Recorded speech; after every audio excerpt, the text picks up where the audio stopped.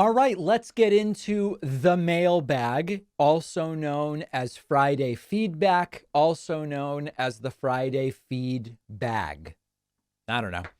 You can email info@davidpakman.com, leave a YouTube comment, send a tweet, whatever the case may be. Your commentary might end up featured in this segment. We will start with William Sutherland, who suggested via a YouTube comment to my entire audience, people, go watch Jimmy Dore, someone who talks truth, not this BS. And you know what? If this comment resonates with you, I am not going to try to convince you otherwise. One of the things I'm actively not going to do on the program is try to convince people about why or whether they should watch or listen to me or anybody else. If you go over to Jimmy Dore's channel and you say, it looks to me like Jimmy Dore is telling the quote truth and David Pakman is quote lying, that's great. Go watch Jimmy Dore. Leave me alone. I'm not going to be offended whatsoever. Okay. I would love for you to do that. MarvinWhitler commented on YouTube, quote, to be an atheist, you have to acknowledge there is a God for you not to believe in, therefore you're not an atheist. This is painfully stupid. If I don't believe in purple unicorns, does that mean that there must be a purple unicorn out there somewhere for me not to believe in it? No, that doesn't make any sense whatsoever.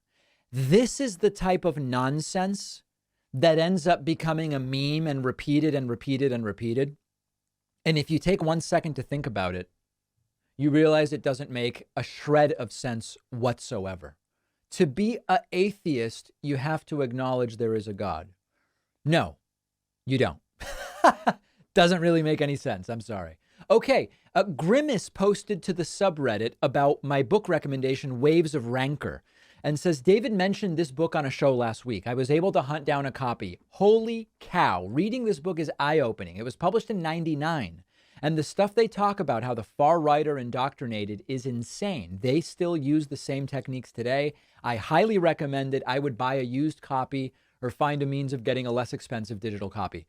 This is fantastic. This really, you know how it's like you can get anything right now. You can find any random book. This book is genuinely tough to get. I ended up getting a used hardcover copy. Looks like an old school library book. I think it might have been a library book at some point. And I didn't remember the book was from '99. I thought it was even older. If you want to trace how right-wing media got to where it is today and right-wing indoctrination got to where it is today, you have to understand how it started.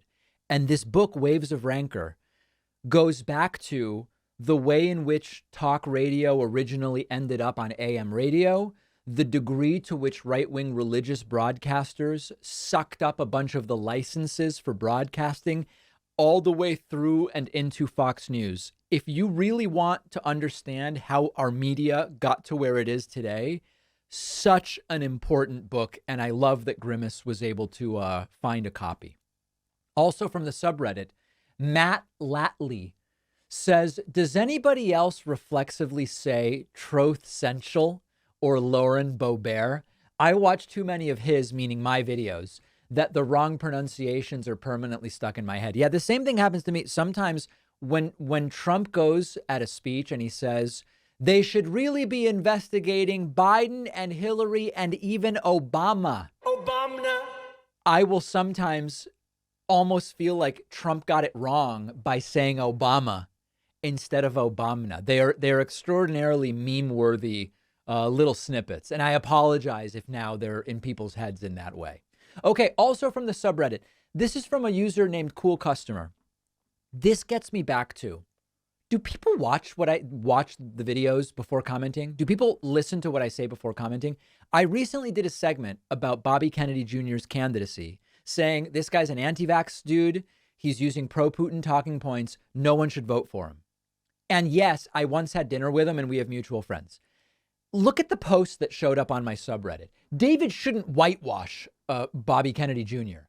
I understand there's a personal progressive connection there, but in my opinion, David shouldn't cover for his anti-vaccine history. He didn't become anti-vaccine during the pandemic. He's been anti-vax since 2005. In fact, he runs one of the largest vaccine disinformation campaigns, Children's Health Defense. He's done an inordinate amount of damage to public health. Okay. So anyway, the point here is, did you even listen to what I had to say? I didn't whitewash it. In fact, what I said was, despite the fact that this is a little awkward because I've met Bobby Kennedy Jr. and we had dinner once and we have friends in common, his candidacy is a disaster. He's an unmitigated anti-vaxxer. He's going on TV. He went on Tucker before Tucker was fired and used pro-Putin talking points. This is a disaster. And by the way, Steve Bannon loves the idea of Bobby Kennedy running as a, quote, chaos agent, and it's all the nonsense. I didn't whitewash anything.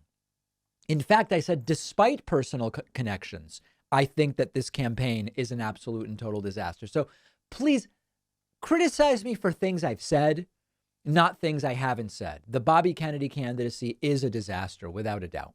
Okay, John commented on YouTube. Just remember, the same people who want to ban clothing they don't think is appropriate are almost always the same people who wanted to ban masks during a worldwide deadly pandemic. It's more about their personal feelings over those of anyone else. Yeah, this goes to this idea that Ben Shapiro talked about, the idea of banning people from wearing clothes that don't align with the traditional clothes worn by their gender. And I explained it makes absolutely no sense. And then the Department of Agriculture, I believe it was, in Texas, we talked about it last week, is looking to put in a policy where you have to dress in accordance with the traditional clothing of your gender. It is, you know, the same people who talk about how great freedom is and liberty and government not getting involved in people's lives are now saying, we're going to decide what you wear. They are the same, to some degree, they are the same folks that were saying no masks, ban masks, whatever, and then going to leave the masking to a personal choice, but not the clothing. We'll decide what clothing you can wear, but leave the masking to a personal choice. These aren't serious people. That's really, at the end of the day, the most important thing to understand. These are not serious individuals who bring real thought to the table.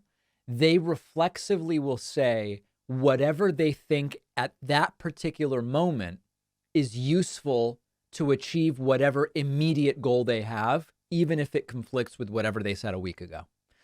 A user, Sassy Nana, asks a really great question about these ideas of sending homeless people to encampments outside cities for rehabilitation of different kinds. Sassy Nana says, how do you rehabilitate a homeless single mother who works full-time at Subway but can't afford an apartment? And of course, that is an absolutely accurate critique of this idea that Trump has about we're going to get them seen by doctors and psychiatrists, and we're going to get them off drugs and all these different things.